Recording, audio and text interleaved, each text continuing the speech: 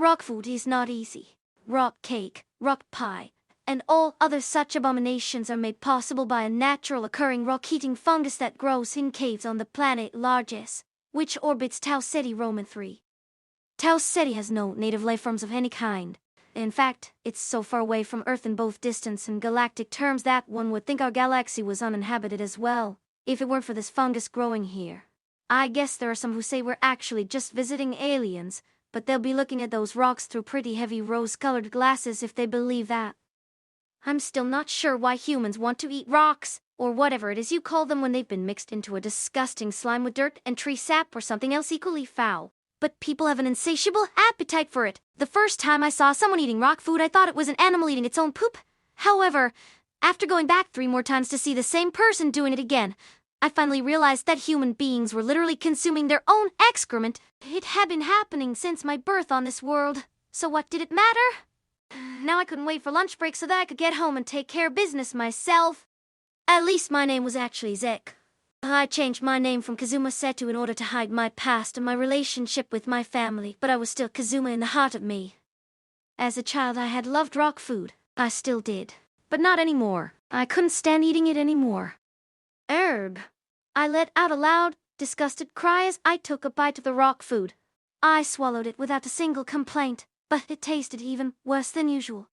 This was my 8th meal today, so my stomach was already full, but I wanted to get home sooner rather than later, so I had no choice but to force down my rock food.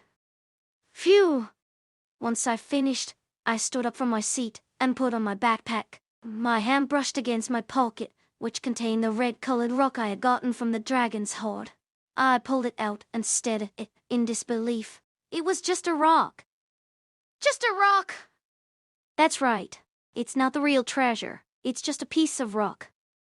I hadn't thought I'd ever be able to return to my world, but now that I could, I'd have to face reality and come to terms with the fact that I couldn't have everything I wanted. The dragon had given me a piece of a special mineral, but I couldn't do anything with it unless I went back to Earth and learned how to mine it properly. Even then, the chances of it being valuable enough to be worth all the effort were slim to none. But it's really cool that it's red, I said as I stuffed it back into my pocket.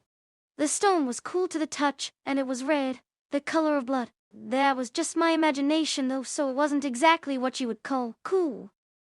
I had decided to call my new home Earth. The planet was called Tau Ceti Roman 3, and it was a colony world of the human race. It was part of the Galactic Federation, an interstellar government with an entire galaxy of colonies. This planet had no name as such. It had only recently been settled, and only a few colonies existed at present. It was not a very wealthy world, either, but it did have plenty of space to expand in. As far as I knew, there was no other place in the entire universe where I could find red rock. It was just another piece of the mystery surrounding this planet's mysterious history. I wish this wasn't the last time I'll be able to go home, I muttered to myself as I began walking to the tram station. My stomach felt a little better now that I'd taken care of my business. I'd been eating this disgusting food for a month, and the mere thought of it made my stomach churn. But once I got back to Earth, I'd be able to eat normal food again. And hopefully, I wouldn't have to eat any more rock food for the rest of my life.